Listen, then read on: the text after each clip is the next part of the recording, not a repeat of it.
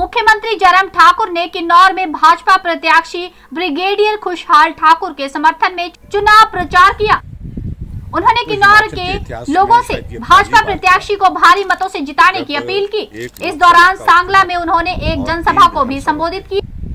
Bharatiya Janata party का प्रत्याशी घोषित होने के बाद किन्नौर में पहली बार बोल रहे खुशहाल सिंह ने कहा कि वह इस क्षेत्र की समस्याओं को अच्छी तरह से समझते हैं और चुन लिए जाने के बाद यहां के लोगों की जरूरतों को पूरा करना उनकी प्राथमिकता होगी। कि भारतीय जनता पार्टी की सरकार जब से हिमाचल प्रदेश में बनी है, हर परीक्षा में हम सफल हुए हैं। हमने लोकसभा का चुनाव 2019 का पहला परीक्षा का दौर वो था, उसमें 4 सीटें जीती। 68 की 68 सीटों पर भारतीय जनता पार्टी ने जीत हासिल की। उसके बाद 2 उपचुनाव हुए, धर्मशाला और पच्छाद, दोनों उपचुनाव जीते।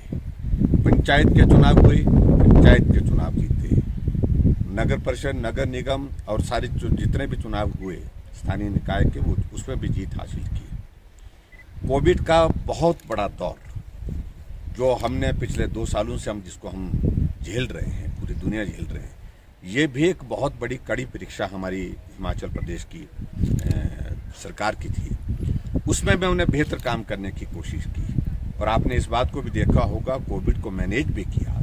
और मैनेज करने के साथ साथ में हिमाचल जैसे स्टेट में जहां भौगोलिक परिस्थितियां बहुत कठिन है, वहां हमने सफलता हासिल की कि वैक्सीन का पहला डोज जो एलिजिबल हमारी कैटेगरी थी, उसके लिए जो है पूरे देश भर में पहला स्थान हासिल किया। उसमें भी हम सफल हुए।